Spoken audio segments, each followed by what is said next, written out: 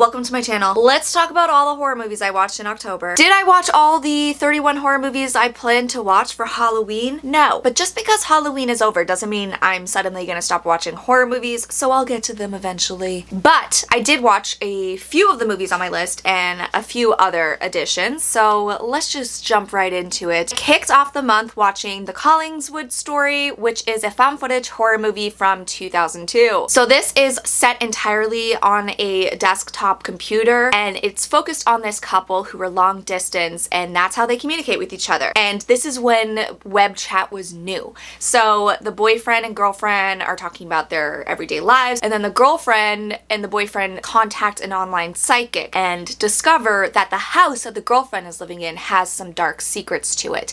And over the course of the movie, they dive deeper into that and uncover the mystery. I just love the nostalgic feel to it. I love the vibe and atmosphere, and I love how the story slowly unfolds and you only see what these two characters are seeing, so you uncover the mystery along with them. And I love the restraints of the webcam format, and it just felt claustrophobic at times, and you can't really see anything outside of what the characters are showing you. So when they're going through something, the anticipation and dread is just elevated. So simple but effective. Then I watched a movie that I was really surprised at how much I enjoyed, and I think it's seriously underrated. It's called Amusement from 2008. This is currently streaming on Tubi, and it's an anthology horror about three young women who are former childhood best friends who were being stalked by this crazy person from their past. Each story follows the girl in a different situation as she's dealing with this anonymous killer. And there's one segment involving a clown that's absolutely terrifying, one segment involving a creepy haunted hotel that's super atmospheric and fun. And I think overall the movie can be a little cheesy and it feels very early 2000s, but I feel like it has a great cast and it's just fun and inventive,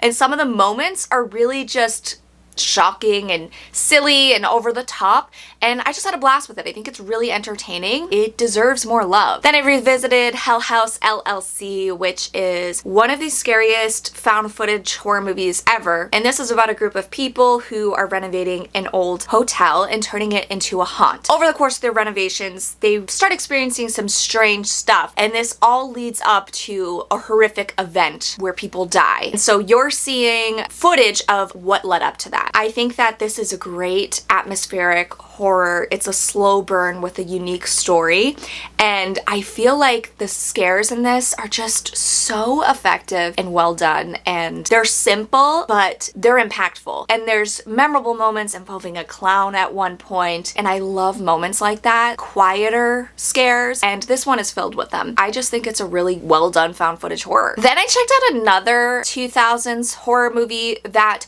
wasn't really that good, but I still think it's watchable. It definitely feels dated in like a 2000s horror movie. It's called Chain Letter. So this one is very much technology is dangerous, technology gone wrong horror, and it's about a group of friends who receive a chain letter, which used to be popular back in the day. You have to pass it on, and if you don't pass it on, if you break the chain, you'll die. And obviously people don't take it seriously and they start dying. It had some interesting kills, but it was just a little bit slow for my taste. I do think it is watchable, and it's definitely a time capsule. Also, it just reminded me how much I hate chain letters. When you get them, I feel superstitious and like you have to pass them on, but I refuse. I remember when my niece sent me one a few years ago and I was like, don't you ever do that to me again. Don't send me a chain letter. One is also on Tubi. I recommend checking it out if you're looking for a casual, mindless watch. Then I watched The Frighteners from 1996 for the first time. So this is a Peter Jackson movie. I think this is pre-Lord of the Rings, and it stars Michael J. Fox as this con artist who can see the dead, and he has the dead help him haunt people's homes so he can come in and exorcise them and get money for it. In the middle of all this, there's a vengeful spirit going around the town murdering people, and he gets caught up in it, and they think he's actually the murderer. This one is so much fun. It's so absurd and over the top at times, but it really leans into it, and that's what I loved about it. Michael J. Fox, fantastic. The spirits, the ghosts that are his friends are just so fun. Some of the moments are just super entertaining and shocking, and Dee Wallace is in this too, and she's great. I think the whole movie is a fun little adventure. It feels very much like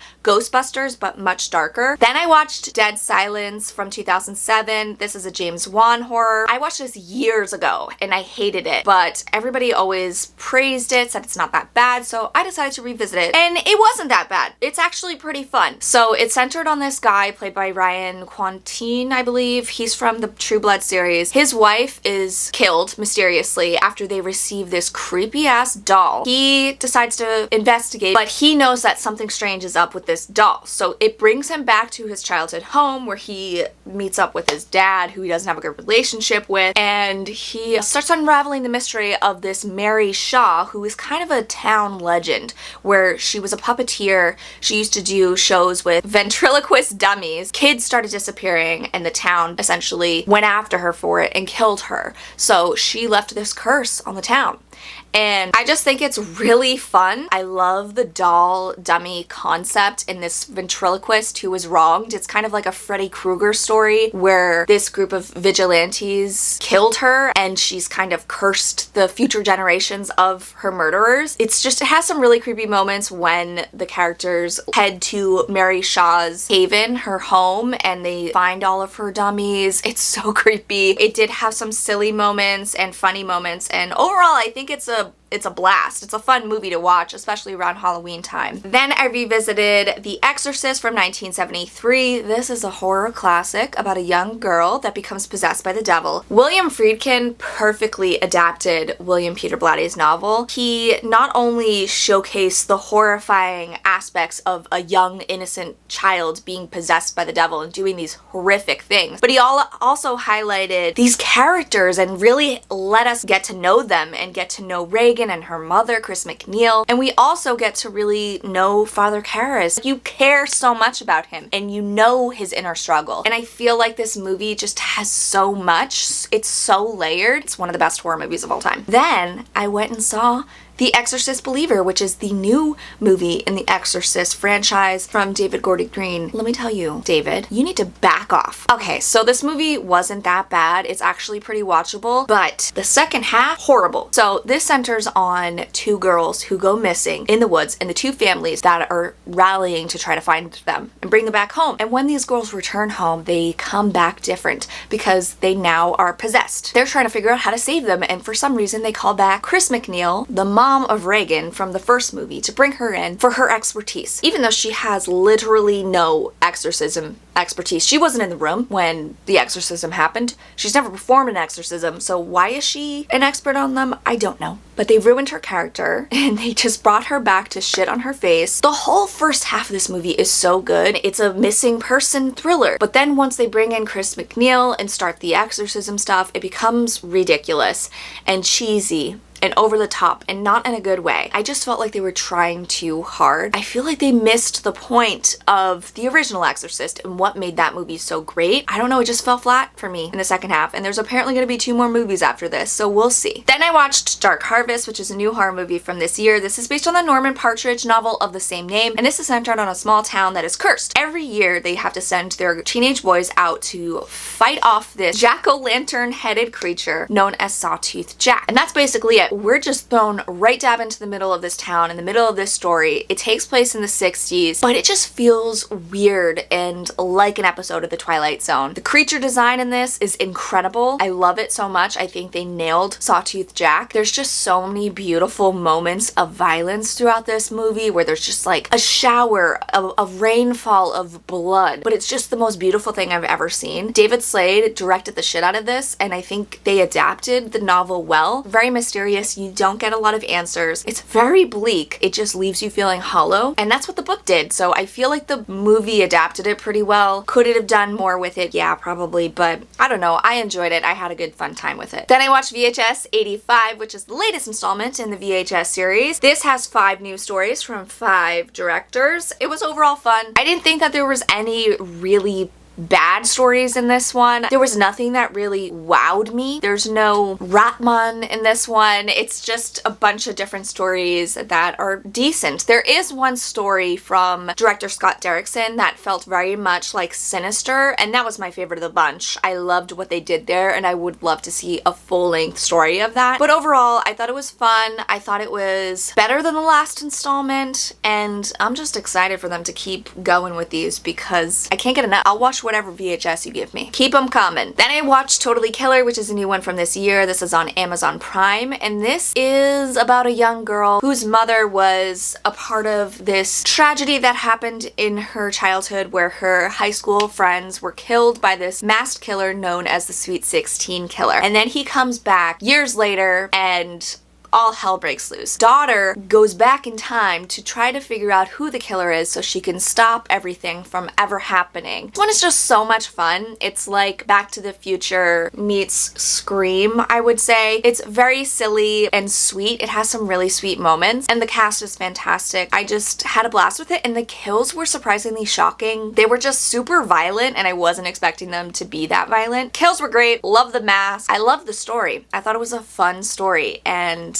I think it was a blast. Then I watched The Boogeman from 2023. This is the movie based on the Stephen King short story of the same name. So this is centered on a family that are still grieving the loss of their mother when they start being attacked by this vengeful, weird presence in their home that comes out at night. It's The Boogeman. It's a classic monster story, and I like how they interpreted this classic childhood horror story. I thought it was an interesting story about grief and loss and overcoming that. Then I watched Flatliners from 1990. This one is about a group of medical students who discover how to see the afterlife by essentially stopping their hearts for several minutes and then bringing each other back. But when they come back, they bring dark forces back with them. They don't come back alone, and they don't come back the same. You can't play with death, okay? It's from director Joel Schumacher, who also did The Lost Boys, I believe. So it's got that beautiful aesthetic and vibe. The cast, excellent. Kiefer Sutherland, Kevin Bacon, Julia Roberts, all in their prime. Perfect. But I do wish that the story went a little darker. It has a really unique concept and some cool themes, but it never felt like it elevated itself. It just kind of, I don't know, I just wanted to see hell or something. Like, I don't know, I just wanted these characters to go through darker shit, and I feel like it never really got there. And what they experience, it's scary and creepy, but it was kind of the same thing one after the other. That being said, I didn't think it was a bad movie. I think it's a fun, average watch, and I just wish I would have had a little bit more with it. Then I revisited Rose Red, which is the Stephen King miniseries about a group of psychics that all are brought to this infamous haunted house called Rose Red to essentially study it and bring it back to life. This one has an amazing vibe and atmosphere. I love the haunted house in this. The house is modeled after the infamous Winchester house, so it has like a mind of its own. It's ever changing. It has a layout that doesn't make sense.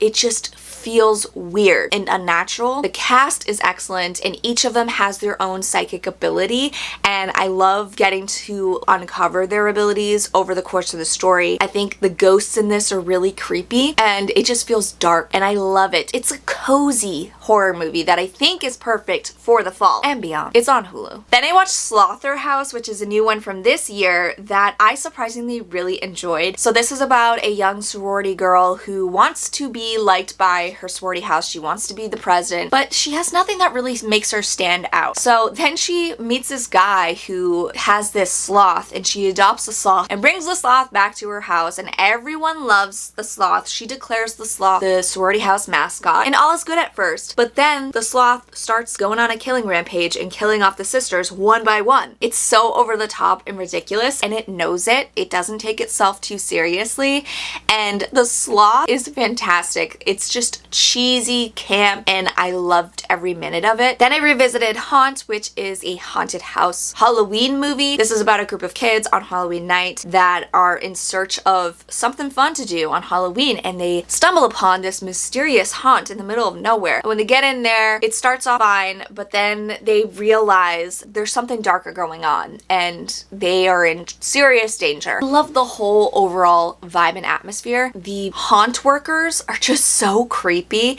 and I love their whole look. The masks and their real faces, so unique and so creepy and unsettling. It's claustrophobic watching these characters struggle to get out of this haunt, and it's just scary to think if you were ever in a haunted house like this and the people who were running it actually turned out to be crazy. Like, what would you do? It would suck. Speaking of that, then I checked out Monster Inside, America's Most Extreme Haunted House, which is the Hulu documentary about the McCamey Manor. It's really interesting because it dives into the history of the haunt, what it used to be, and what it has now become. And they speak with the different people who've gone through the haunt and their experiences. And it sent me down a rabbit hole because it's just freaky. And I know some people are into the extreme haunt thing. It can never be me. But what this haunt has become is apparently very, very dark. And it's not actually even a haunt anymore. It's just a guy who likes to torture people. So I don't know. It was an eye-opener. It was really interesting. And now I've been watching Reckless Ben's series on YouTube where he went through the haunt. It's really good. It's funny.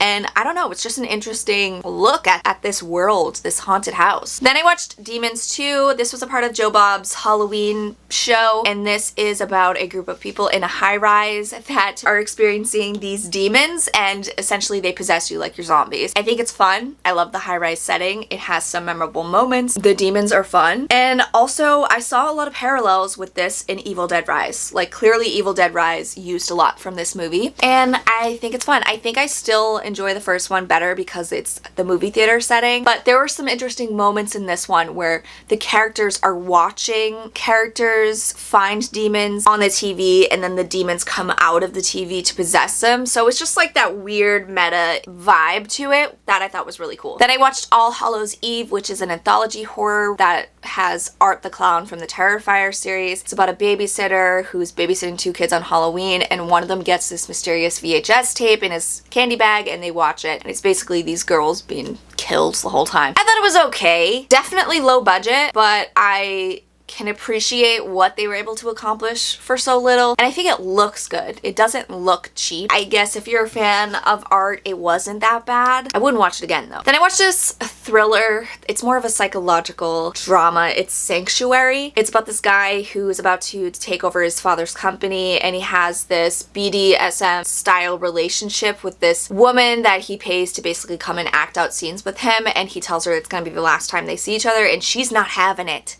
And it's a dark love story, and I thought it was really good, and I love the two lead characters. Then I watched The Last Exorcism. This is a found footage horror about this pastor. He's done with being a pastor, and he's jaded on his religion and the whole concept of exorcisms, and he invites this film crew out to show them how fake the exorcisms actually are, and he gets this letter from this guy whose daughter is possessed, and he goes there to try to help, and he may find that the girl's actually possessed. Patrick Fabian, who plays the pastor, is so charming and magnetic, and I love watching him do his thing. It was really cool to see it from his perspective of this priest who's on his way out. On the other side, you have this family that truly believes something horrible is going on. They're very religious, and they believe that their faith is going to save them, and it was just interesting to see those two worlds collide. I think it's fun, creative, inventive take on the possession horror story, and it has a really fantastic, insane conclusion. I just think it deserves more love. Then I watched Silver Bullet, which is another Stephen King horror movie. This is about a small town that is being plagued by a series of murders, and this young boy who thinks that it's a werewolf, and he gets his sister involved and his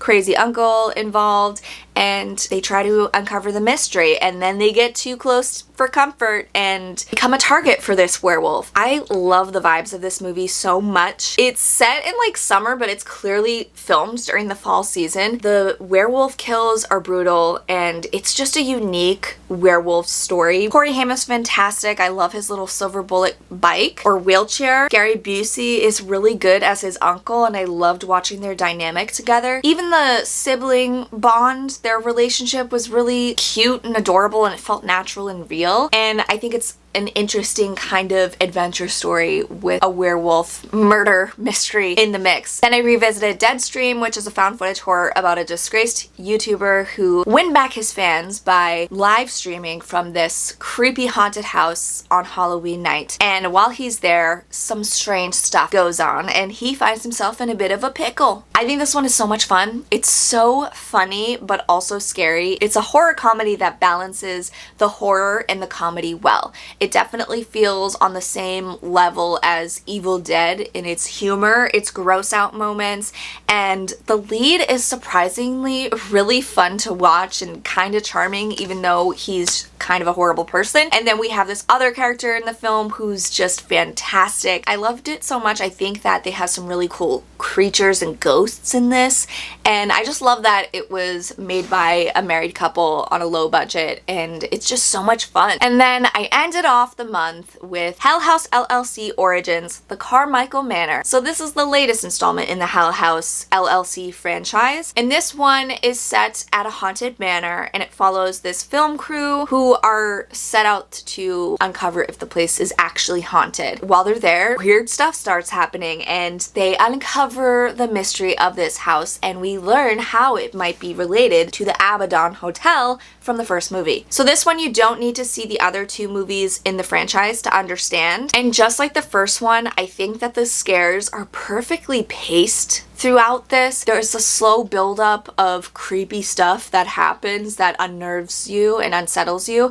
and kind of puts you on edge until it leads up to the craziness of everything that happens towards the end. There's one moment in particular involving somebody peeking around a corner that absolutely terrified me. They're kind of quiet scares, background scares throughout, where if you blink you might miss it sort of thing, and I love that stuff. Those slow, subtle, quiet moments are more terrifying to me than anything. And these characters just never felt safe, and that's what I loved about it. Like, it felt like anything could happen to them, and you know going into it that something does happen, so it's just fun to see how we get there, how we lead up there. Just some of this stuff, it's so scary. And this one, the clowns are out of control. They are everywhere in this movie, and if you don't like clowns, don't watch this movie. I thought it was a great entry in this series. I think that it's on par with the first one, although I think the first one is just top tier. This one is right behind it with the scares, and I just loved it. I thought it was really fun. There you have it. Those are all of the horror movies I watched in October. It was a fun, spooky season filled with lots of horror movies, too much candy, and I'm sad it's over. But Halloween is every day in our world, and I'm gonna continue watching horror movies, continue to eat too much candy, and live my best life. And I hope all of you do too. Let me know what movies you watched last month, if you had any new favorites, how many movies did you get to in the month. I'll catch you next time, guys. Bye.